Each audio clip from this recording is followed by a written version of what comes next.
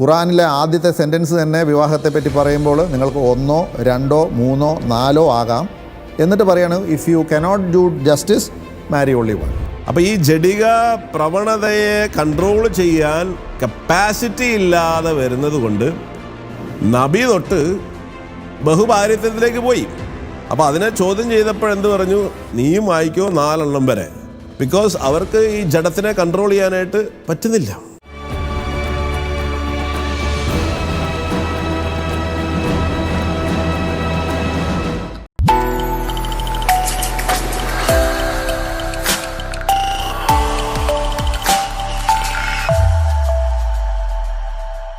പ്രിയപ്പെട്ടവരെ, ഒരിക്കൽ കൂടി നിങ്ങളെല്ലാവരെയും ദി ആബ്സല്യൂട്ട് ട്രൂത്ത് എന്ന സീരീസിലേക്ക് ഹൃദയപൂർവ്വം സ്വാഗതം ചെയ്യുന്നു. നമ്മൾ ഈ കാലഘട്ടങ്ങളിൽ കണ്ടുകൊണ്ടിരിക്കുകയാണ് what is the absolute truth. ദൈവം വിഭാവനം ചെയ്ത ചില സിസ്റ്റംസ് ഉണ്ട്. അതിലേറ്റവും പവിത്രമായത് മാരേജ്, വിവാഹമെന്ന് പറയുന്ന ആ ഒരു സംവിധാനമാണ്. ഇന്ന് നമ്മൾ കാണുന്ന ഈ ലോകത്തിൽ ഏറ്റവും കൂടുതൽ ചോദ്യം ചെയ്യപ്പെടുന്നതും അതിനെ ഡൈല്യൂട്ട് ചെയ്യാനും മനുഷ്യൻ കാട്ടിക്കൂട്ടുന്ന ഒത്തിരി എക്സ്ക്യൂസസ് ഒക്കെ നമുക്ക് കാണാൻ സാധിക്കും. സെക്യുലർ വേൾഡിലും റിലീജിയസ് വേൾഡിലും നമ്മളത് കാണുന്നുണ്ട്. ഇവിടെ പല മതങ്ങളും ബഹുഭാര്യത്വം അതിനെ സപ്പോർട്ട് ചെയ്യുകയും അതിനെ പ്രൊപ്പഗേറ്റ് ചെയ്യുകയും ചെയ്യുന്നുണ്ട്. അവരുടെ മതഗ്രന്ഥങ്ങളിൽ അതിനുള്ള കാരണങ്ങളും അവർ കാണിക്കുന്നു. എന്നാൽ നാം തിരിച്ചറിയുന്നു, കത്തോലിക്ക സഭയിലും വിശുദ്ധ ഗ്രന്ഥത്തിലും ബൈബിളിലും നമ്മൾ കാണുന്നുണ്ട് ദൈവം ആദ്യം മുതൽ എങ്ങനെയാണ് ഈ അതിപാവനമായ പവിത്രമായ ഈ ഒരു ഇൻസ്റ്റിറ്റ്യൂഷൻ എങ്ങനെയാണ് സ്ഥാപിച്ചതെന്ന്. ഇന്നത്തെ എപ്പിസോഡിൽ നമ്മൾക്ക് മറ്റു മതങ്ങളിൽ, പ്രത്യേകിച്ച് ഇസ്ലാം മതത്തിൽ അവർ പ്രചരിപ്പിക്കുന്ന ബഹുഭാര്യത്വത്തിൻ്റെ കാരണങ്ങളും അത് ഇസ്ലാമിൽ എങ്ങനെയാണ് അത് സ്ഥിരീകരിക്കപ്പെടുന്നതെന്നും മറ്റുള്ള മതങ്ങളിൽ അതെങ്ങനെയാണെന്ന് അവർ പ്രതിപാദിക്കുന്നതിനൊക്കെ പറ്റിയിട്ടുള്ള ഒരു വീഡിയോയിലൂടെ നമുക്ക് ഇന്നത്തെ ഈ ഒരു പ്രോഗ്രാം ആരംഭിക്കാം. നമുക്ക് ആ ഒരു പ്രഭാഷണത്തിലേക്ക് നമ്മുടെ ശ്രദ്ധ തിരിക്കാം. Muslim men are allowed to marry 4-5 times, I think. So I actually don't see any logic in this, because I believe it's one man, one woman. That's the institution of marriage. So please clarify. Thank you. As far as polygyny is concerned, a man having more than one wife, Islam is the only religion, and Quran is the only religious scripture on the face of the earth which says marry only one. There is no religious scripture besides the Quran. I am a student of comparative religion, which says marry only one. There is no verse in the Bible, no verse in the Bhagavad Gita, no verse in the Veda which says marry only one except the Quran. If you read the Hindu scriptures in Ramayana, the father of Sri Ram, how many wives did he have? How many wives? More than one? More than one. 3 wives. Fine. Shri Krishna, according to Mahabharata, how many wives he had? Unlimited. Not unlimited. You don't know your scripture well. No. Did he have 4 wives? No. I have no idea. Not 4, not 100, not 1000, 16,108 wives. How many wives he had? 16,108. So why can't we Muslims have 4? What's the problem? When Shri Krishna can have 16,108 wives, why can't we have 4? Further, if you read the Vishnu Purana, chapter number 24, verse number 1, it says a Brahmin can have up to 4 wives. If you read the Jewish scriptures, it gives you permission to have as many wives as you wish. If you read the Christian Bible, it gives you permission to have as many wives as you wish. If you read the Bible, Abraham had 3 wives. Solomon, how many wives he had? He had 700 wives. It is later on the church has put a ban that Christians should marry only one, not the Bible. It is the Jewish community married more than one wife. It was in 1950 that chief rabbi passed a synod that Jews should marry only one. So it is the rabbi, not the Jewish scriptures. And according to Hindu scriptures, you can marry as many as you wish.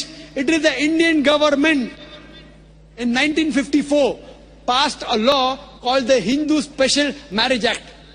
Hindu Special Marriage Act, which says Hindus should marry only one. It is not the religious scripture. It is not Bhagavad Gita. It is not Ramayana. It is not Mahabharata. It is not Veda. It is the Indian Penal Code. Now, let's analyze what does the Quran say. Quran says in Surah Nisa chapter 4 verse number 3, marry women of your choice in 2s, 3s or 4s. But if you can't do justice, marry only one. This statement, marry only one, is only given in the Quran and no other religious scripture. It says, marry women of your choice in 2s, 3s or 4s. But if you can't do justice, marry only one. പ്രിയപ്പെട്ടവരെ, ഇവിടെ നമ്മൾ കാണുകയാണ് അദ്ദേഹം പല വിധത്തിലുള്ള വ്യാഖ്യാനങ്ങൾ നൽകുകയാണ്. ആദ്യമേ പറഞ്ഞു, ലോകത്തിലുള്ള ഒരു മതഗ്രന്ഥത്തിലും ഈ പറയുന്ന ഖുറാൻ പറയുന്നത് പോലെ ഒരു ഭാര്യയെ മാത്രമേ പാടുള്ളൂ എന്ന് പറയുന്നില്ല, ഖുറാനിൽ മാത്രമേ പറയുന്നുള്ളൂ. എന്നാൽ അദ്ദേഹം വ്യക്തമായി വായിക്കുകയാണ്. ഖുറാനിലെ ആദ്യത്തെ സെൻറ്റൻസ് തന്നെ വിവാഹത്തെപ്പറ്റി പറയുമ്പോൾ നിങ്ങൾക്ക് 1, 2, 3, 4 ആകാം. എന്നിട്ട് പറയാണ്, if you cannot do justice, marry only one. ഇതിനെപ്പറ്റിയുള്ള നമ്മുടെ വിശുദ്ധ ഗ്രന്ഥത്തിലും യേശു ക്രിസ്തുവിലുള്ള വെളിപ്പെട്ട അബ്സല്യൂട്ട് ട്രൂത്ത് എന്താണെന്നതിനെ പറ്റി നമ്മൾക്കൊന്ന് ചർച്ച ചെയ്യാം. ഇദ്ദേഹം എപ്പോഴും പറഞ്ഞു വരുമ്പോൾ വലിയ നുണയാണ് ആദ്യം തന്നെ പറയണം. ഈസ് എ മാൻ ഓഫ് ലൈ എന്ന് നമ്മൾ പറയേണ്ടതായിട്ട് വരാണ്. അദ്ദേഹത്തെ അങ്ങനെ കാണാൻ നമുക്ക് ആഗ്രഹമില്ലെങ്കിലും പറഞ്ഞു വരുന്ന വാക്കുകളിനകത്തും ആശയങ്ങളിനകത്തും എല്ലാം കുറേ നുണകൾ വരുന്നുണ്ട്. അതെന്തെങ്കിലും ആയിക്കോട്ടെ, അദ്ദേഹം പറഞ്ഞ വാക്കിൽ തന്നെ ഒരു കാര്യം നമ്മൾ നേരത്തെ പറഞ്ഞതുപോലെ, ലോകത്തിൽ ഖുറാൻ മാത്രമേ പറയുന്നുള്ളൂ ഒരു ഭാര്യ വിവാഹം കഴിയും. പക്ഷേ പറഞ്ഞ ആ വേഴ്സ് തന്നെ പറയുന്നുണ്ട്, നിങ്ങൾക്ക് നിങ്ങളുടെ ചോയ്സിനനുസരിച്ച് 4 പേരെ നിങ്ങൾക്ക് കല്യാണം കഴിക്കാം. അതാണ് ഫസ്റ്റ് വേഴ്സ് പറയണം. രണ്ടാമത്, ഇവരോട് നീതി പുലർത്താൻ പറ്റുന്നില്ലെങ്കിൽ ഒരെണ്ണം കഴിക്കാനുണ്ട്. അപ്പോൾ അതുകൊണ്ട് തന്നെ ഖുറാനിൽ തന്നെ പറയുന്നുണ്ട് 4 എണ്ണം കഴിക്കാമെന്നാണ് പറയുന്നത്. എന്നാൽ അദ്ദേഹം അതിൻ്റെ കൂടെ ചേർത്ത് പറയുന്നൊരു കാര്യമാണ്, ബൈബിളിലും പറയുന്നില്ല ഒരാളെ കല്യാണം കഴിക്കണം. ഇവിടെയാണ് നമ്മൾ മനസ്സിലാക്കേണ്ട ഒരു സത്യം. അദ്ദേഹം പറയുന്നതനുസരിച്ചാണെങ്കിൽ ബൈബിളിൽ മാത്രമേ ഉള്ളൂ ഏക ഭാരിത്യം എന്ന് പറഞ്ഞാൽ. ലോക ചരിത്രത്തിൽ എവിടെയെല്ലാം ഏകഭാരിത്യം വരുന്നുണ്ടോ അതെല്ലാം സുവിശേഷവും ബൈബിളും വന്നതിന് ശേഷമാണ് ആ കൺസെപ്റ്റിലേക്ക്. അതിനു മുമ്പ് എല്ലായിടത്തും ബഹുഭാരിത്യം ഉണ്ടായിരുന്നു. പ്രത്യേകിച്ച് സമ്പത്ത്, അധികാരമുള്ളവർക്ക്, രാജാക്കന്മാരും ഇങ്ങനെ നേതാക്കന്മാർക്കെല്ലാം അങ്ങനെ ഒരു കൺസെപ്റ്റ് ഉണ്ടായിരുന്നു. പക്ഷേ യേശു ക്രിസ്തു വന്ന് വളരെ കൃത്യവും വ്യക്തമായിട്ട് ഒരു സാധനം പഠിപ്പിച്ചിട്ടുണ്ട്, ഒരു ഭാര്യയെ പാടുള്ളൂ. അതിന് ഏറ്റവും ബെസ്റ്റ് എക്സാമ്പിൾ മത്തായി സുവിശേഷം 19-ാമത്തെ അധ്യായം 3 മുതലുള്ള വചനങ്ങളെ വായിക്കുകയാണ്. ഫരിസേയരുടെ അടുത്ത് ചെന്ന് അവനെ പരീക്ഷിച്ചുകൊണ്ട് ചോദിച്ചു, ഏതെങ്കിലും കാരണത്താൽ ഒരുവൻ ഭാര്യയെ ഉപേക്ഷിക്കുന്ന നിയമാനുസൃതമാണോ? അവൻ മറുപടി പറഞ്ഞു, സ്രഷ്ടാവ് ആദ്യം മുതലേ അവരെ പുരുഷനും സ്ത്രീയുമായി സൃഷ്ടിച്ചുവെന്നും ഈ കാരണത്താൽ പുരുഷൻ പിതാവിനെയും മാതാവിനെയും വിട്ട് ഭാര്യയോട് ചേർന്നിരിക്കും, അവർ ഇരുവരും ഏക ശരീരമായി തീരും എന്ന് അവിടുന്ന് അരുളി ചെയ്തിട്ടുണ്ടെന്നും നിങ്ങൾ വായിച്ചിട്ടില്ലേ? തന്മൂലം പിന്നീട് ഒരിക്കലും അവർ 2 അല്ല, ഒറ്റ ശരീരമായിരിക്കും. ആകയാൽ ദൈവം യോജിപ്പിച്ചത് മനുഷ്യൻ വേർപെടുത്താതിരിക്കട്ടെ. അവർ അവനോട് ചോദിച്ചു, അങ്ങനെയെങ്കിൽ ഉപേക്ഷാപത്രം നൽകി ഭാര്യയെ ഉപേക്ഷിക്കാമെന്ന് മോശ വിധിച്ചത് എന്തുകൊണ്ട്? അവൻ പറഞ്ഞു, നിങ്ങളുടെ ഹൃദയകാഠിന്യ നിമിത്തമാണ് ഭാര്യയെ ഉപേക്ഷിക്കാൻ മോശ നിങ്ങൾക്ക് അനുമതി നൽകിയത്. ആദ്യം മുതലേ അങ്ങനെ ആയിരുന്നില്ല. എന്നാൽ ഞാൻ നിങ്ങളോട് പറയുന്നു, പരസംഗം മൂലമല്ലാതെ മറ്റേതെങ്കിലും കാരണത്താൽ ഭാര്യയെ ഉപേക്ഷിച്ച് മറ്റൊരു വിവാഹം ചെയ്യുന്നവൻ വ്യഭിചാരം ചെയ്യുന്നു. ശിഷ്യന്മാർ അവനോട് പറഞ്ഞു, ഭാര്യ ഭർത്തൃ ബന്ധം ഇത്തരത്തിലുള്ളതാണെങ്കിൽ വിവാഹം ചെയ്യാതിരിക്കുന്നതാണല്ലോ ഭേദം. അവൻ പറഞ്ഞു, കൃപ ലഭിച്ചവരല്ലാതെ മറ്റാരും ഈ ഉപദേശം ഗ്രഹിക്കുന്നില്ല. അപ്പം ഇദ്ദേഹം പറഞ്ഞു വന്നതിൻ്റെ അകത്ത് എല്ലാം വിശുദ്ധ ഗ്രന്ഥം, ബൈബിളും യേശുവും അത് ഖണ്ഡിക്കുകയാണ്. അപ്പോൾ ആദ്യം ഒരു കാര്യം നമ്മൾ മനസ്സിലാക്കുന്നു, ഈശോയുടെ അടുത്ത് ഫരിസേയർ വന്ന് ചോദിക്കുകയാണ്, ഏതെങ്കിലും കാരണവശാലും ഉപേക്ഷിക്കാൻ പറ്റുമോ? ഈശോ വളരെ കൃത്യമായിട്ട് പറയാണ്. 3 സുവിശേഷങ്ങളിലും ഇതേ ചോദ്യം ചോദിക്കണം. മർക്കോസ്, ലൂക്ക, മത്തായി സുവിശേഷത്തിൽ 3 സുവിശേഷം നമ്മൾ പറയുന്നുണ്ട്, ഒരു കാരണവശാലും ഒരുവന് ഒരു ഭാര്യയെ കൂടുതൽ വെക്കാൻ പാടില്ല എന്നുള്ളത് വളരെ കൃത്യമായിട്ട് പറയുന്ന ഏക ഗ്രന്ഥം ബൈബിളാണ്. അപ്പോൾ അവരൊരു ചോദ്യം പഴയ നിയമത്തിൽ നിന്ന് ചോദിക്കുകയാണ്, മോശ എന്തുകൊണ്ട് ഇങ്ങനൊരു എക്സംഷൻ നൽകിയിട്ടുണ്ട്? അതിൻ്റെ കാരണം നിങ്ങളുടെ ഹൃദയകാഠിന്യം കൊണ്ടാണ്. അവിടെ പറയുന്നൊരു വാക്ക് വളരെ പ്രധാനപ്പെട്ടാണ്. അവൻ പറഞ്ഞു, നിങ്ങളുടെ ഹൃദയകാഠിന്യ നിമിത്തമാണ് ഭാര്യ ഉപേക്ഷിക്കാൻ മോശ നിങ്ങൾക്ക് അനുമതി നൽകിയത്. ആദ്യം മുതലേ അങ്ങനെയായിരുന്നില്ല. ഈ ആദ്യം മുതലേ എന്നുള്ള വാക്ക് 2 പ്രാവശ്യം യേശു ഇവിടെ പറയുന്നുണ്ട്. അതും 4-ാമത്തെ വചനത്തിൽ അവൻ മറുപടി പറഞ്ഞു, സ്രഷ്ടാവ് ആദ്യം മുതലേ അവരെ പുരുഷനും സ്ത്രീയുമായി സൃഷ്ടിച്ചുവെന്നും ഇക്കാരണത്താൽ പുരുഷൻ പിതാവിനെ മാതാവിനെ വിട്ട് ഭാര്യയോട് ചേർന്നിരിക്കും, അവർ ഇരുവരും ഏക ശരീരമായി തീരും എന്ന് അവിടുന്ന് അരുളി ചെയ്തിട്ട് നിങ്ങൾ വായിച്ചിട്ടില്ലേ? തന്മൂലം പിന്നീട് ഒരിക്കൽ അവർ രണ്ടല്ല ഒറ്റ ശരീരമായിരിക്കും.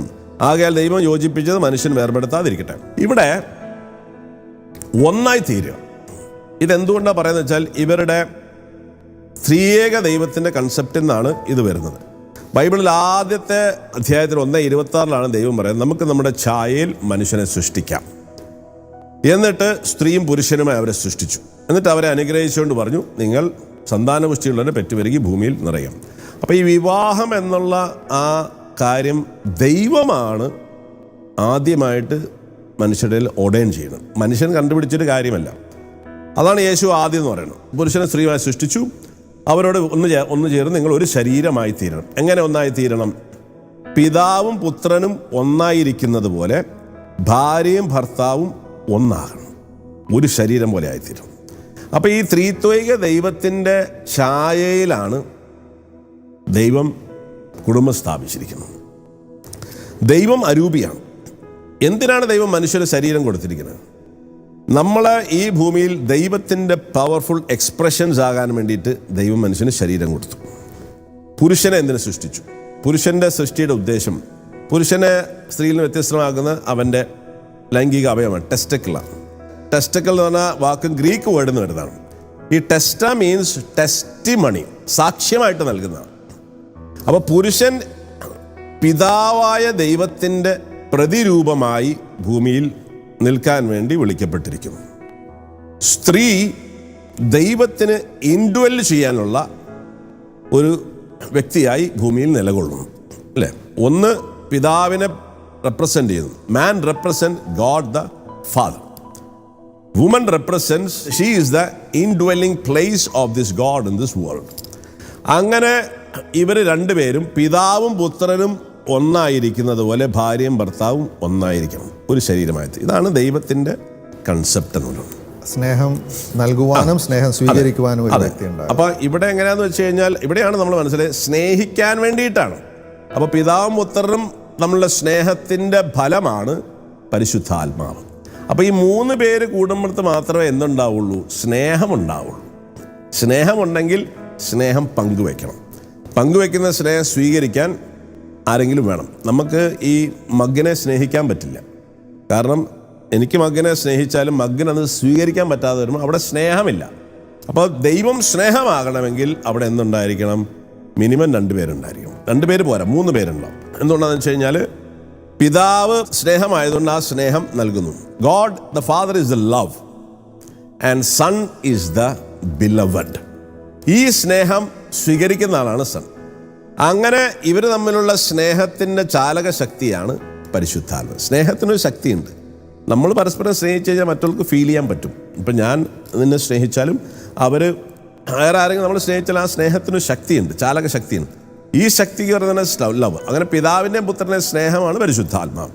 അപ്പോൾ ഇവരുടെ 3 പേരുടെയും ആ ഛായ സാദൃശ്യത്തിലാണ് ദൈവം ആദ്യത്തെ കുടുംബത്തെ സ്ഥാപിക്കുന്നത്. എന്നിട്ട് പറഞ്ഞു, ആയതിനാൽ ഇക്കാരണത്താൽ പുരുഷൻ പിതാവിനെയും മാതാവിനെയും വിട്ട് ഭാര്യയോട് ചേർന്നിരിക്കും, അവർ ഇരുവരും ഏക ശരീരമായി തീരും എന്ന് അവിടുന്ന് അരുളി ചെയ്തിട്ട് നിങ്ങൾ വായിച്ചിട്ടില്ലേ? ഇതാണ് നമ്മൾ വിവാഹത്തെക്കുറിച്ച് പറയുമ്പോൾ പൗലോസ്ലീഹയുടെ വാക്കുകളിലേക്ക് വരുമ്പോൾ നമ്മൾ വാക്കുന്നുണ്ട്, യേശു സഭയാകുന്ന തന്നെ മണവാട്ടിയെ സ്നേഹിച്ചതുപോലെ ഭർത്താക്കന്മാരെ നിങ്ങൾ ഭാര്യമാരെ സ്നേഹിക്കുന്നത്. കാരണം ഏറ്റവും ബ്യൂട്ടിഫുള്ളായിട്ട് വിവാഹത്തെ ലോകത്തിൻ്റെ മുമ്പിൽ അവതരിപ്പിക്കുന്നത് ബൈബിളാണ്. ബിക്കോസ് ദൈവത്തിന് മാത്രം അത്രയും ബ്യൂട്ടിഫുള്ളായിട്ട് പറയാൻ പറ്റുന്നു. അപ്പോൾ ഇവിടെ പറയുന്ന ദൈവം നമുക്ക് കാണിച്ചു തരികയാണ്, ദൈവപിതാവിനെ വിട്ട് പുത്രനാകുന്ന യേശു ഭൂമിയിലേക്ക് വന്ന് തൻ്റെ സഭയാകുന്ന മണവാട്ടീനെ അവൻ വിവാഹം ചെയ്യണം. അത് ആദ്യത്തെ വിവാഹം യേശുവിൻ്റെ. ഇനി ഈ വിവാഹത്തിൻ്റെ ആഘോഷം, സഭ മണവാളനായിട്ടൊരു വിവാഹം അന്ത്യവിധി സമയത്ത് സ്വർഗത്തിൽ വെച്ച് നടക്കുന്നു. അപ്പം പിതാവിനെ വിട്ട് പുരുഷൻ ഭാര്യയോട് ചേരണം, അവർ രണ്ടുപേരും ഒന്നായി തീരണം. ഇതാണ് ദൈവത്തിൻ്റെ പദ്ധതി. ആദിയിൽ അങ്ങനെയായിരുന്നു ദൈവം സൃഷ്ടിച്ചിരുന്നത്. ഒന്നായി തീരുക എന്ന് പറഞ്ഞാൽ പരസ്പരം നൽകുക എന്നാണ് എൻ്റെ ഉദ്ദേശം. പിതാവ് തന്നെ പുത്രന് നൽകി. അതുകൊണ്ടാണ് ബൈബിൾ വായിക്കുന്നത്, എന്നെ കാണുന്നവൻ പിതാവിനെ കാണുന്നു, ഞാനും പിതാവും ഒന്നാണെന്ന് പറഞ്ഞു. കാരണം അവരൊന്നാണ്, സ്നേഹത്തിൽ ഒന്നായിരിക്കുന്നു. ഇതുപോലെ സ്ത്രീയും പുരുഷനും സ്നേഹത്തിൽ ഒന്നായി തീരണം. ഈ ഒന്നായി തീരലിന് വിളിക്കപ്പെട്ടിരിക്കുകയാണ് വിവാഹം. അതൊരു സാക്രിഫിഷ്യൽ ലവ് ആണ്. സാക്രിഫിഷ്യൽ അത് യേശു കാണിച്ചു തരുന്നത്, നമുക്ക് കാണിച്ചു സഭയെ സ്നേഹിച്ചത് എങ്ങനെയാണ്. അപ്പൊ എന്ത് പറ്റിയെന്ന് വെച്ച് കഴിഞ്ഞാൽ, ഇങ്ങനെയെല്ലാം സ്ഥാപിച്ച് ഏദൻ തോട്ടത്തിൽ വെച്ച ശേഷം മനുഷ്യൻ പാപം ചെയ്തു. മനുഷ്യനെ ഈ സാക്രിഫിഷ്യൽ ലവിന് നഷ്ടപ്പെട്ടു. അവൻ സ്വാർത്ഥനായി മാറി. എൻ്റെ സുഖത്തിന് വേണ്ടി സ്ത്രീയെ ഉപയോഗിക്കുന്ന ഒരു ഘടകത്തിലേക്ക് വരികയാണ് മനുഷ്യൻ. അങ്ങനെയാണ് പഴയ നിയമത്തിൽ മുഴുവൻ നമ്മൾ അവിടെയാണ് പല ഭാര്യമാരൊക്കെ വരുന്നത്. അപ്പോൾ കഴിവും സമ്പത്തും ഉള്ളവൻ അവൻ്റെ സുഖത്തിന് വേണ്ടിയിട്ട് സ്ത്രീകളെ ഉപയോഗിക്കുന്ന ഒരു സംവിധാനം. അവിടെയാണ് ഇസ്ലാമിലൊക്കെ സ്ത്രീകൾ ശരിക്കും ഉപയോഗിക്കപ്പെടുകയാണ്. ക്രിസ്ത്യാനിറ്റിയിൽ മാത്രമേ ഉള്ളൂ ഈ പെർഫെക്റ്റ് ലവിലേക്ക് വിളിക്കുന്നത്. കാരണം നിനക്കൊരു ഭാര്യയെ പാടും, ആ ഭാര്യയ്ക്ക് വേണ്ടി നിന്നെ തന്നെ പരിപൂർണമായിട്ട് നൽകണം. എത്ര തന്നെ സ്നേഹത്തിൻ്റെ പൂർണ്ണത എന്ന് പറയുന്നത് സ്നേഹിതന് വേണ്ടി ബലിയായിത്തീരണം. അപ്പോൾ യേശു നമുക്ക് കാണിച്ചു തരികയാണ്, അവൻ തൻ്റെ പിതാവിനെ, സ്വർഗത്തിലെ പിതാവിനെ വിട്ട് തൻ്റെ മണവാട്ടിയാകുന്ന സഭയ്ക്ക് വേണ്ടി വന്ന് അവൾക്ക് വേണ്ടി ബലിയായിത്തീരും. ഇതാണ് പരിശുദ്ധ കുർബാന. ആൻഡ് അവനെ കൺസ്യൂം ചെയ്യാണ്. ഇത് ഒരാളുമായിട്ട് സംഭവിക്കാൻ പാടുള്ളൂ. ഇതാണ് ലവ് എന്ന് പറയുന്നത്. ഇങ്ങനെ നമുക്ക് 3-4 വ്യക്തികളായിട്ട് ഇതേപോലെ മുഴുവൻ കൊടുക്കാൻ പറ്റില്ല. You have to, if you love somebody, you need to give totally, completely to another person. അല്ലാതെ എൻ്റെ ഒരു പോർഷൻ ഞാൻ ഒരാൾക്ക് കൊടുത്തു കഴിഞ്ഞാൽ അതിന് ലവ് എന്ന് പറയില്ല. ദൈവം നമ്മളെ സ്നേഹിക്കുന്നത് തന്നെ പൂർണ്ണമായി നൽകിക്കൊണ്ടാണ്. അപ്പം നമ്മളൊരാളെ സ്നേഹിക്കുക എന്ന് പറയുമ്പോൾ നമ്മളെ തന്നെ പൂർണ്ണമായി വേറൊരാൾക്ക് നൽകണം. ആൻഡ് ലവിന് ഏറ്റവും best definition John Paul II മാർപ്പാപ്പയാണ് പറയുന്നത്. A sincere gift of self to another person is called love. അപ്പോൾ അങ്ങനെ നമ്മളെ തന്നെ നമുക്കുള്ളത് മുഴുവനും ഒരു വേറൊരാൾക്ക് പങ്കുവെക്കുന്ന പ്രോസസ്സിനാണ് വിവാഹം, സ്നേഹം എന്ന് പറയുന്നത്. അങ്ങനെ വെക്കുമ്പോൾ ഞാൻ എന്നെ തന്നെ പൂർണ്ണമായി ഒരാൾക്ക് നൽകുകയാണ്. ഈ നൽകി കഴിഞ്ഞിട്ട് പിന്നെ ഞാൻ അയാളുടേതാണ്. എനിക്ക് എന്നിട്ട് വേറെ 2-3 എണ്ണത്തിനൂടെ പോകാൻ പറ്റത്തില്ല, ഞാൻ യഥാർത്ഥത്തിൽ സ്നേഹിക്കുന്നുണ്ടെങ്കിൽ. അതുകൊണ്ടാണ് ഇസ്ലാമിൽ എന്തില്ല? സ്നേഹമില്ല. സ്നേഹം യേശു ക്രിസ്തുവിൽ മാത്രമേ ഉള്ളൂ. അപ്പോൾ ബൈബിളിൽ വളരെ വ്യക്തമായിട്ട് ഈശോ പറയുന്നുണ്ട്, ഒരു കാരണവശാലും ഒരുവന് തൻ്റെ ഭാര്യയെ ഉപേക്ഷിച്ച് വേറൊരു വിവാഹം നടത്താൻ പറ്റില്ല. അപ്പോൾ അവിടെ ഒരു വാക്ക് മത്തായി സുവിശേഷത്തിൽ ഉപയോഗിക്കുന്നുണ്ട്. ഞാൻ നിങ്ങളോട് പറയുന്നു, പരസംഗം മൂലമല്ലാതെ മറ്റെന്തെങ്കിലും കാരണത്താൽ ഭാര്യ ഉപേക്ഷിച്ച് വേറൊരു വിവാഹം ചെയ്യുന്നവൻ വ്യഭിചാരം ചെയ്യും. ഇവിടെയൊക്കെയാണ് ഇവർ വാതോരാതെ പറയുന്നു, യേശുക്രിസ്തു പറഞ്ഞ സഹായകൻ മുഹമ്മദ് നബിയാന്ന് പറയും. യേശുക്രിസ്തുവിൻ്റെ വാക്കിൽ തന്നെ ഇവർ പറയുന്ന പ്രവാചകന വാക്കിൽ പറഞ്ഞാൽ മുഹമ്മദ് നബി 1-ാം തരം വ്യഭിചാരിയായിട്ട് മാറേണ്ടി വരും. ഈ വ്യഭിചാരം ചെയ്താൽ ഒന്നിൽ കൂടുതൽ ഭാര്യ വെക്കുന്ന യേശുവിൻ്റെ പഠനം അനുസരിച്ച് അത് വ്യഭിചാരമാണ്. ഇതോടൊപ്പം തന്നെ ഈ കവനന്റ് എന്ന് പറയുന്ന ഒരു ഉടമ്പടിയുടെ ലാംഗ്വേജ് ആണ് വിവാഹം. അത് നമ്മൾ പഴയ നിയമത്തിലാണെങ്കിൽ നമ്മൾ കാണുന്നുണ്ട്, ദൈവവും ഇസ്രായേൽ ജനവുമായിട്ടുള്ളത് ഒരു ഉടമ്പടിയാണ്. ഇസ്രായേൽ ജനം പലപ്പോഴും അത് തെറ്റിക്കുമ്പോഴും ദൈവം വിശ്വസ്തനായിട്ട് അത് ഇസ്രായേൽ ജനത്തിന് ഉപേക്ഷിക്കുന്നില്ല. അതിന്റെ ഫുൾഫിൽമെന്റ് ആണ് യേശു ക്രിസ്തുവിൽ വരുമ്പോൾ നമ്മൾ സഭയിൽ കാണുന്നത്. ഒരു കവനന്റിന്റെ ഒരു ലാംഗ്വേജ് ആണ് ശരിക്കും. Covenant very important. കാരണം കവനന്റ് ഇസ് ബിറ്റ്വീൻ 2 people ആണ്. അതിൻ്റെ പ്രത്യേകത എന്ന് വെച്ചാൽ അത് മരണം വഴി മാത്രമേ അത് വേർപെടുത്താൻ പറ്റുള്ളൂ. അപ്പോൾ ഞാനൊരു സ്ത്രീയെ വിവാഹം കഴിച്ചു കഴിഞ്ഞാൽ മരണത്തിലൂടെ മാത്രമേ എനിക്ക് വേറൊരാളെ ചിന്തിക്കാൻ പറ്റുള്ളൂ. അല്ലാതെ ചെയ്യുന്നത് വ്യഭിചാരമാണ്. അപ്പോൾ ഇങ്ങനെ വ്യഭിചാരം ചെയ്യാനായിട്ട് മുഹമ്മദ് അനുവാദം കൊടുക്കും. That is contradicting the entire Bible and ഇവരുടെ അള്ളാഹുടെ ടീച്ചിങ്സും ഈസാ നബി പറയുന്ന എല്ലാ ടീച്ചിങ്ങിനും കോൺട്രഡിക്റ്റ് ചെയ്യണം. അതൊന്നും ഇവരെ സംബന്ധിച്ച് ഒരു വിഷയമല്ല, മനസ്സിലായില്ല. അതുപോലെ തന്നെ നമ്മുടെ കത്തോലിക്ക സഭയിൽ നമ്മൾ ഉടമ്പടി ചെയ്യുമ്പോൾ ഇന്നു മുതൽ മരണം വരെ എന്ന് പറഞ്ഞാണ് ഒരു ഭാര്യയും ഭർത്താവും അവിടെ ഒന്നിക്കുന്നത്. അത് ദൈവനാമത്തിൽ ഒന്നിക്കുന്നു. ആ കവനന്റ് അവിടെ അവർ മെയിൻറ്റെയിൻ ചെയ്യുകയാണ്. അതെ. രണ്ടാമത് വിവാഹത്തിൽ സെക്ഷുവൽ എംബ്രേസ് എന്ന് പറയുമ്പോൾ it is not just 2 bodies, 2 persons ആണ്. ഈ ശരീരത്തിനുള്ള ഒരു വ്യക്തിയുണ്ട്, ആത്മാവും മനസ്സും ബുദ്ധിയും എല്ലാം ഉള്ള ഒരു വ്യക്തിയുണ്ട്. ഈ വ്യക്തിയെ ഞാൻ പൂർണ്ണമായി ഒരാൾക്ക് നൽകുകയാണ്. അങ്ങനെ നൽകിയതിന് ശേഷം എനിക്കത് തിരിച്ചെടുക്കാൻ പറ്റില്ല. I belong totally and complete to another person. എന്നിട്ട് എനിക്ക് വേറെ 2 പേരെ കൂടെ എങ്ങനെ ആകാൻ പറ്റത്തില്ല. അങ്ങനെ വരുമ്പോൾ ബാക്കി 2-3 പേരെ എനിക്ക് ഉപയോഗിക്കാൻ മാത്രമേ പറ്റുള്ളൂ. ഒരാളെ സ്നേഹിക്കുകയും ബാക്കി 3 പേരെ എൻ്റെ ശരീര സുഖത്തിന് വേണ്ടി ഉപയോഗിക്കുക എന്ന് പറയുന്നത്. That is what is Quran is saying. അവർ പറയുന്നത് നീതി പുലർത്താൻ പറ്റുമെങ്കിൽ നിങ്ങൾ ഒന്നിൽ കൂടുതൽ വെച്ചോണം. എങ്ങനെയാണ് ഒരാൾക്ക് നീതി പുലർത്താൻ പറ്റുക? നീതി എന്ന് പറയുന്ന വാക്കിന്റെ തന്നെ അർത്ഥം തന്നെ അവിടെ ശൂന്യമായി പോവുകയാണ്. അതെ. വാക്കിന്റെ അർത്ഥം സഹോദരന് അർഹമായത് നൽകുന്നതിന്റെ പേരാണ് നീതി. അപ്പോൾ ഒരാൾക്ക് അർഹമായി വെച്ചാൽ എന്നെ പൂർണ്ണമായിട്ടും സ്വീകരിക്കാൻ എൻ്റെ ഭാര്യയുടെ അവകാശമാണ് ഞാൻ. അത് വേറൊരാളുമായിട്ട് പങ്കുവെക്കുക എന്ന് പറഞ്ഞ നീതിയല്ല. മനസ്സിലായി? അപ്പോൾ അതുകൊണ്ട് ഇവർ പറയുന്ന എല്ലാത്തിനകത്തും പിന്നെ ഈ ജനത്തിനെ മുഴുവനും വിഡ്ഢികളാക്കുകയാണ്. അതായത് യാതൊരു അറിവില്ലാത്ത പോലെ ഒരു ജനത്തെ നിൽക്കുകയാണ്. അതുകൊണ്ട് എങ്ങനെ ഒരു വഞ്ചിക്കപ്പെടുന്ന ഒരു സമൂഹം ഇത്രയും ബ്യൂട്ടിഫുള്ളായ ദൈവത്തിൻ്റെ മനോഹരമായ പദ്ധതിയിൽ നിന്നും അവർ മാറ്റപ്പെട്ടു പോയി. കാരണം ആദ്യ പാപത്തിൻ്റെ ഫലമായിട്ടാണ് ഈ ഒരാളെ സ്നേഹിക്കാനുള്ള കപ്പാസിറ്റി മനുഷ്യന് നഷ്ടപ്പെട്ടു പോയി. ഇവിടെയാണ് യേശുക്രിസ്തു വന്ന് നമുക്ക് റിഡംഷൻ എടുത്തത്. യേശുവിൻ്റെ കുരിശിൻ്റെ ബലി വഴി ഈ ആദ്യ പാപത്തിന് മുമ്പുണ്ടായിരുന്ന ആദാം ഹവ്വ ഒന്നായിരുന്ന അവസ്ഥയിലേക്ക് മനുഷ്യനെ എത്തിക്കുകയാണ്. ആ അവസ്ഥയിലെത്തിയ മനുഷ്യന് മാത്രമേ ഈ ഏക ഒരു ഭാര്യയായിട്ട് സ്നേഹിച്ച് ഒന്നായി തീരാൻ പറ്റുള്ളൂ. That is what is love is all about. അപ്പം ഇത് ഇന്ന് ലോകത്തിന് സാധ്യമല്ല. യേശു ഇല്ലാത്തൊരു സമൂഹത്തിന് അത് സാധ്യമല്ല. പിന്നെ ജനത്തിൻ്റെ മുമ്പിൽ കാണിക്കാൻ വേണ്ടി ഒരു ഭാര്യയെ വെക്കാന്ന് പറഞ്ഞു. അവിടെയാണ് യേശു പറയേണ്ടത്, ആസക്തിയോടെ സ്ത്രീയെ നോക്കുന്നവൻ വ്യഭിചാരം ചെയ്യണം. ആസക്തിയോടെ സ്ത്രീയെ നോക്കുന്ന വ്യഭിചാരം ചെയ്യുന്ന പറയുമ്പോൾ 4 സ്ത്രീകളെ വിവാഹം കഴിക്കാത്ത പറഞ്ഞാൽ നീ ലോകം കണ്ട ഏറ്റവും വലിയ വ്യഭിചാരിയാണ് യേശു ക്രിസ്തു. അവരുടെ ഈസാ നബി ഈശോനെ അവർ ബഹുമാനിക്കുന്നു, ആദരിക്കുന്നു, എല്ലാ സ്ഥലത്തും പറയുന്നിട്ട് യേശുവിൻ്റെ വാക്കുകളാണ്. അങ്ങനെ വളരെ കൃത്യമായിട്ട് ഈശോ പറയുമ്പോൾ യഹൂദന്മാരൊരു കാര്യം പറയുന്നുണ്ട്, അത് വലിയ ബുദ്ധിമുട്ടാണല്ലോ അങ്ങനെയാണെങ്കിൽ.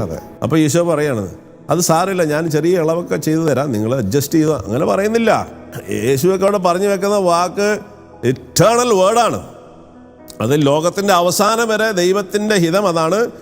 ഒരു പുരുഷൻ ഒരു ഭാര്യയെ സ്നേഹിക്കുക, നിങ്ങൾ രണ്ടുപേരും ഒന്നായിത്തീരുക. It is a process. അങ്ങനെ 2-3 പേരായിട്ട് ഒന്നാകാൻ പറ്റത്തില്ല. അങ്ങനെ യേശു നമുക്ക് മാതൃക കാണിച്ചു തരികയാണ്. തൻ്റെ പിതാവിനെ വിട്ട് അവൻ തൻ്റെ സഭയാകുന്ന മണവാട്ടിയെ സ്നേഹിച്ച് അവൾക്ക് തന്നെ ആത്മദാനമായി നൽകി, അവൻ്റെ ശരീരവും രക്തവും നൽകി. അതാണ് പരിശുദ്ധ കുർബാന. എത്ര ബ്യൂട്ടിഫുള്ളാണ് ദൈവത്തിൻ്റെ കൺസെപ്റ്റ് അബൌട്ട് മാരേജ്. അതൊന്നും ഒരു വേദഗ്രന്ഥത്തിലും ഇല്ല. അപ്പോൾ ഇത്രയും വലിയ ജ്ഞാനമാണ് നമുക്ക് ബൈബിളിലൂടെ കിട്ടുന്നത്. അപ്പോൾ അദ്ദേഹം പറയുന്ന മുഴുവനും ശുദ്ധ മണ്ടത്തരം, അല്ലെങ്കിൽ ഒപ്പം വലിയ നുണകളുമാണ് പറഞ്ഞു. ഒരു വലിയ സമൂഹത്തെ വഞ്ചിച്ചുകൊണ്ടിരിക്കുകയാണ്. ഇനി ഇതിന് കഴിഞ്ഞിട്ട് അദ്ദേഹം ഒരു കാര്യം കൂടി ഇതിനകത്ത് പറഞ്ഞ് നമ്മൾ കേൾക്കാം. What are the reasons, logical reasons a person can think that why has Islam permitted certain men to have more than one wife? Today, if you analyze in the world, there are more females in the world as compared to males. There are few third world countries like India where the male population is more than the female population. And do you know why? The reason is because of female feticide and female infanticide. Even in India, the population of female will be more than the male population. If you see the rest of the world, if you see New York alone, there are 1 million females more than males. In USA alone, there are 7.8 million females more than males. In UK alone, there are 4 million females more than males. In Germany alone, there are 5 million females more than males. In Russia alone, there are 9 million females more than males. And God alone knows how many millions of females are more than males throughout the world. Suppose I agree with your philosophy, sister. You said, 1 man, 1 woman. If I agree with you, sister, with your philosophy, 1 man, 1 woman. And suppose my sister happens to be in America, or your sister happens to live in America. And suppose the market is saturated. 1 man, 1 woman, saturated. Yet there will be 7.8 million females who will not find life partners. 1 man, 1 woman. Now the option for these 7.8 million females is either marry a man who already has a wife or become public property. Okay, ഇതാണ് അടുത്ത കല്ലുവെച്ച നോളാന്നൊക്കെ പറഞ്ഞതുപോലെ അദ്ദേഹത്തിൻ്റെ കാഴ്ചപ്പാട്. എന്തുകൊണ്ടാണ് ഇവർ ഖുറാൻ്റെ വാക്യങ്ങളെ ഇങ്ങനെ വേദവൽക്കരിക്കുകയാണ്, glorify ചെയ്യാണ്. ഖുറാൻ ഏതാണ് ലോകത്തെ ഏറ്റവും വലിയ കാര്യം പറഞ്ഞു വെച്ചിരിക്കുകയാണ്. അത് ചെയ്യാതിരിക്കാൻ പറ്റില്ല. കാരണം അതിൻ്റെ അകത്ത് എഴുതി വെച്ചിരിക്കുന്നതിനെ മാറ്റാൻ പറ്റില്ല. അതുകൊണ്ട് അതിൽ പറഞ്ഞിരിക്കുന്ന എല്ലാ കൊള്ളരായ്മകളെയും സപ്പോർട്ട് ചെയ്തേ പറ്റൂ. ന്യായീകരിക്കണം. വേറെ വഴിയില്ല. അപ്പോൾ അത് ന്യായീകരിക്കണമെന്ന് വെച്ചാൽ കള്ളത്തരങ്ങൾ പറയേണ്ടി വരും. അപ്പോൾ ഇവിടെ പറയുന്നത് വെച്ചാൽ ലോകത്തെ ഇങ്ങനെ മില്യൺസ് ഓഫ് സ്ത്രീകൾ ഇങ്ങനെ വെറുതെ നിൽക്കാന്ന് പറയാം. ശരിക്കും ഇന്നത്തെ ലേറ്റസ്റ്റ് 2022 കണക്ക് പ്രകാരം വേൾഡ് പോപ്പുലേഷനിൽ 102 ആണുങ്ങൾക്ക് 100 സ്ത്രീകളാണ്. അമേരിക്കയിൽ 98 ആണുങ്ങൾക്ക് 100 ഫീമെയിലാണ്.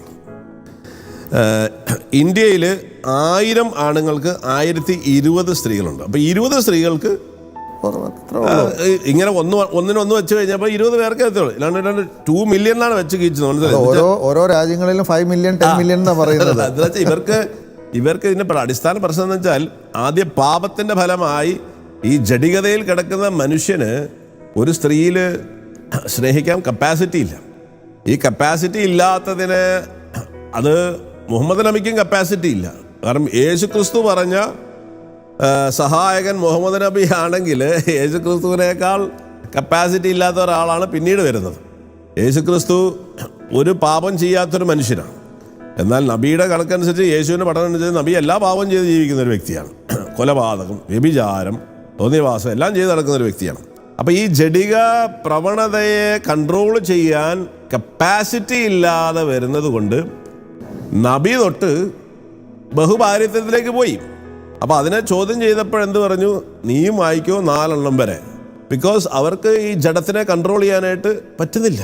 അത് നമുക്ക് അടുത്ത ടോപ്പിക്കിൽ കുറച്ചുകൂടി വ്യക്തമായിട്ട് ഞാൻ പറയാൻ ആഗ്രഹിക്കുന്നുണ്ട്. അപ്പോൾ ഇവർ പറയുന്ന കണക്കനുസരിച്ച് ലോകത്തിങ്ങനെ സ്ത്രീകളിങ്ങനെ നിൽക്കുകയാണ്. അതുകൊണ്ട് ഈ സ്ത്രീകളെ രക്ഷിക്കാൻ വേണ്ടി ഖുറാനൊരു കാര്യം പറഞ്ഞു. ഇവരൊക്കെ പബ്ലിക് പ്രോപ്പർട്ടി ആകാണ്ടിരിക്കാൻ വേണ്ടിയിട്ട് ജഗ്ഗൾ ഖുറാനിൽ പറഞ്ഞിട്ട് ഇവരെല്ലാം 3-4 കെട്ടിക്കോളാണ്. കണക്ക് പ്രകാരം ഇന്ത്യയിൽ 1000 പുരുഷന്മാർക്ക് 1020 സ്ത്രീകളുണ്ട്. UK 97 പുരുഷന്മാർക്ക് 100 സ്ത്രീകളുണ്ട്. ജർമ്മനിയിൽ 97 പുരുഷന്മാർക്ക് 100 സ്ത്രീകളുണ്ട്. ഫ്രാൻസിൽ 100 സ്ത്രീകൾക്ക് 93. ഫ്രാൻസിൽ മാത്രമേ ഒരു ഇത്തിരി താഴെയുള്ളൂ, 93 ഉള്ളൂ. അപ്പോൾ 7 പേരുടെ വ്യത്യാസമുള്ളൂ. റഷ്യയിൽ കുറച്ചുകൂടി കണക്ക് വ്യത്യാസമാണ്. 4,81,00,000 പുരുഷന്മാരുള്ളടുത്ത് 5 കോടി സ്ത്രീകളുണ്ട്. റഷ്യയിലൊരു പ്രത്യേക കാരണമുണ്ട്. കാരണം 2ാം ലോക മഹായുദ്ധത്തിൽ അവർക്ക് വലിയ ലോസ് വന്നു. അതുകൊണ്ടാണ് അവിടെ സംഭവിച്ചത്. അതുകൊണ്ട് അവിടെ മാത്രമേ ലോകത്തിൽ ഇത്തിരി മെയിൽ ഫീമെയിൽ റേഷ്യോയിൽ ഇത്തിരി വെച്ചാൽ, ബാക്കി എല്ലാ സ്ഥലത്തും ഒരു 2% 3% വ്യത്യാസമുള്ളൂ. അപ്പൊ ഇവര് വെറുതെ വെച്ച് ആൾക്കാരെ നടക്കുകയാണ്. എന്ന് വെച്ചാൽ ഇവർക്ക് തന്നെ ഇത് കൺട്രോൾ ചെയ്യാൻ പറ്റുന്നുണ്ടോ എന്ന് എനിക്ക് സംശയമാണ്. മനസ്സിലായില്ലേ? അപ്പോൾ ആ ജഡത്തിൽ വിൽക്കപ്പെട്ട മനുഷ്യൻ, പാപത്തിൽ വിൽക്കപ്പെട്ട മനുഷ്യൻ ഈ ഏകഭാരിതത്തിലേക്ക് വരണമെന്നുണ്ടെങ്കിൽ യേശുക്രിസ്തു വഴിയുള്ള രക്ഷ സ്വീകരിക്കുന്നതിന് മാത്രമേ ആ കപ്പാസിറ്റി കിട്ടത്തുള്ളൂ. അപ്പോൾ ഇതാണ് വിശുദ്ധ ഗ്രന്ഥവും സഭയും നമ്മളിതിനെക്കുറിച്ച് പറയുന്നത്. അപ്പോൾ ഇത്രയും പറഞ്ഞുകൊണ്ട് നമുക്ക് ഇന്നത്തെ ഡിസ്കഷൻ നിർത്താം. പ്രിയപ്പെട്ടവരെ, ഇന്നത്തെ ഡിസ്കഷനിൽ നമ്മൾ വളരെ വ്യക്തമായി കാണുകയാണ് what is the absolute truth about marriage.